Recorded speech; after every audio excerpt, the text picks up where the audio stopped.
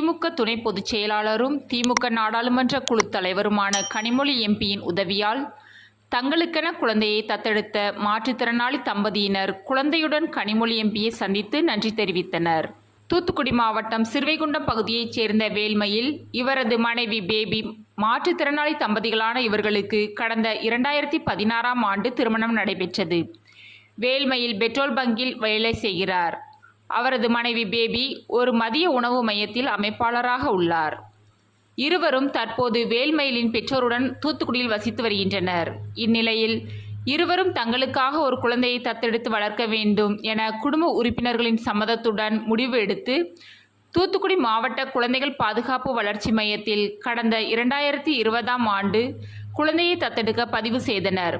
தொடர்ந்து சமூக பணியாளர் அவர்கள் இல்லத்திற்கு சென்று ஆய்வு செய்து வேல்மயில் பேபி தம்பதியினர் குழந்தை வளர்ப்பதற்கு தகுதியுடையவர்கள் என சான்றளித்தார்.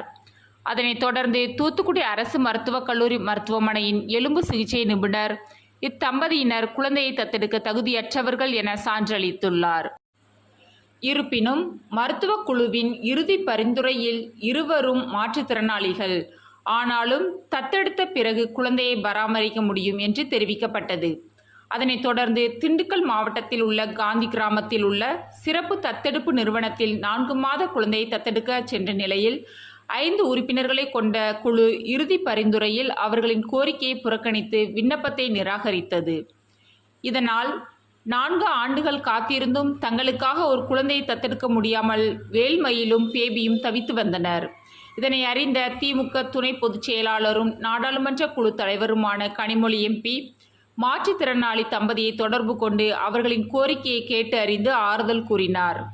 மேலும் கனிமொழி எம்பியின் பரிந்துரையின் பேரில் வேல்மயில் பேபி தம்பதியினருக்கு மீண்டும் அனைத்து பரிசோதனைகளும் மேற்கொண்டு சான்று அளிக்கப்பட்டது. அதனைத் தொடர்ந்து திண்டுக்கல் மாவட்டம் காந்தி கிராமத்தில் உள்ள சிறப்பு தத்தெடுப்பு நிறுவனத்தில் வேல்மயில் பேபி தம்பதியினர் குழந்தையை தத்தெடுத்தனர். குழந்தை வளரும் வரை வேல்மயில் பெற்றோர்களின் உதவியுடன் குழந்தையை வளர்க்குமாறு அறிவுறுத்தப்பட்டது. அதனைத் தொடர்ந்து வேல்மயில் பேபி தம்பதியினர் குழந்தையுடன் தூத்துக்குடி நாடாளுமன்ற உறுப்பினர் அலுவலகத்திற்கு சென்று கனிமொழி எம்பியை சந்தித்து நன்றி தெரிவித்தனர். அவர்களை கனிமொழி எம்பி கனிவுடன் உபசரித்து உதவித்தொகையை வழங்கி வாழ்த்து கூறினார்.